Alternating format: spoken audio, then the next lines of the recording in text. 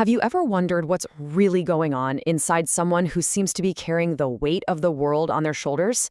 Well, today we're going to look past that surface. We're diving into the quiet strength, the hidden scars, and the incredible resilience of people who have just endured too much for too long.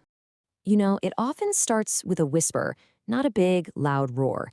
It's this moment that almost never makes a sound. It doesn't happen in the middle of all the chaos, but in the quiet that comes after. It's a private, inward collapse where something inside you just almost apologetically says, I'm done. But why? Why is the breaking point so often a silent one?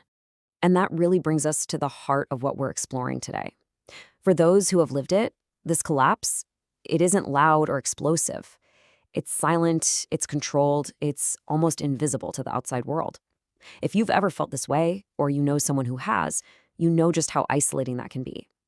So let's try to understand this quiet collapse together. Okay, so let's start with what this collapse actually looks like.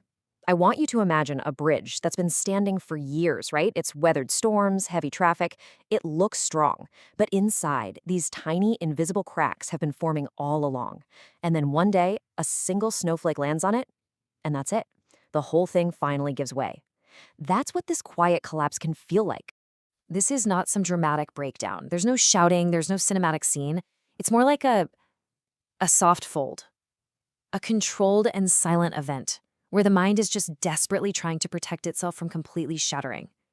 It's the nervous system finally exhaustedly lowering its shoulders after years and years of bracing for impact. But here's the thing, and this is the twist. What looks like a breakdown is actually a masterclass in survival.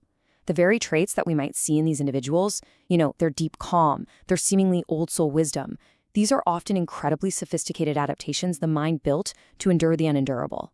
Let's take a closer look at what I mean by these hidden skills.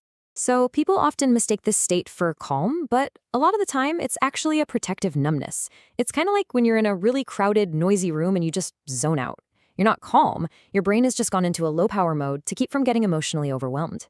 You see, true peace is an active, chosen presence. Numbness, that's a life-saving absence. And what about that deep wisdom they seem to have?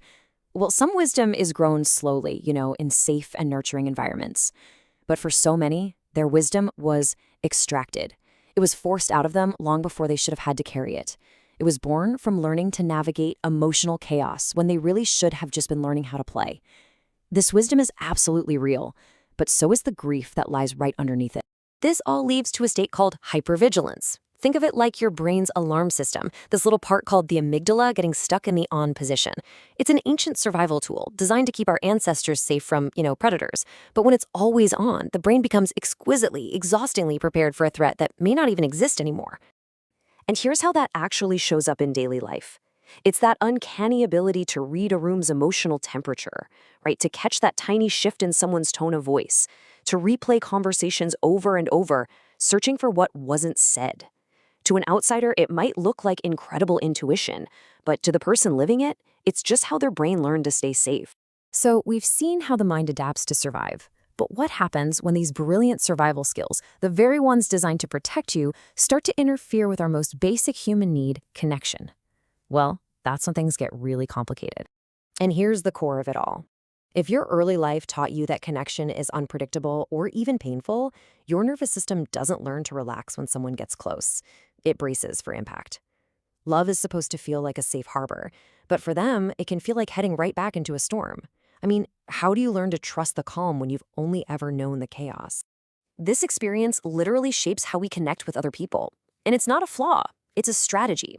Some people might pull away, needing that distance to feel safe, even when they care so deeply. Others might become anxious, constantly scanning for reassurance that everything is okay. And for some, it's this confusing mix of both, longing for closeness one minute and then instinctively pushing it away the next. This one sentence just perfectly captures that internal conflict. They aren't afraid of love itself. They're afraid of losing their footing, afraid that the past is going to repeat itself. It's the fear that getting close will cost them more than they have left to give. So, if this is the reality for so many, is healing even possible? The answer is a profound yes, but it might not look the way you think. It doesn't start with forgetting.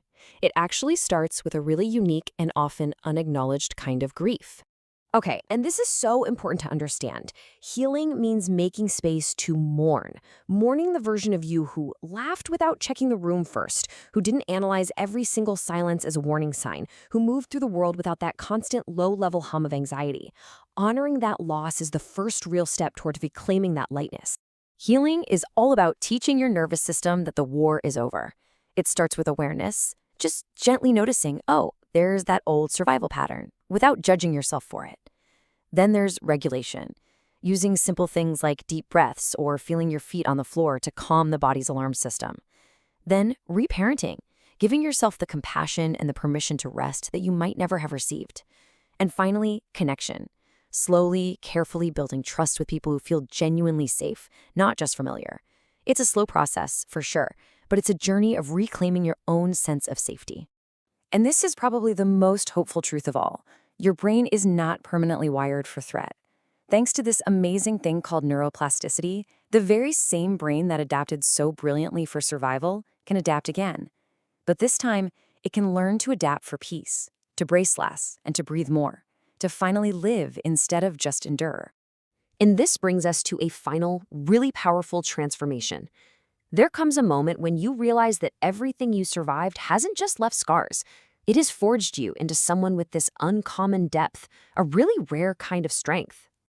You become a lighthouse, not in spite of the darkness you've known, but because of it. You see, a lighthouse isn't a beacon of perfection, it's a beacon of experience. It knows what it's like to be lost in the storm, and that very memory becomes its source of guidance for other people who are still trying to find their way. This is really the alchemy of healing. The hypervigilance you needed to survive, it transforms into profound insight into the human heart. The pain you endured becomes this deep, unwavering well of compassion for others. And all that quiet reflection you did in the dark becomes wisdom that can light the way for someone else. So, we'll end with this. Your life no longer has to be defined by what you endured. The very things that were once your burden can become your greatest strengths. So the question is no longer about what you survived, but about what you will choose to create with the incredible compassion and insight you've earned. Your story is not over. It's just beginning.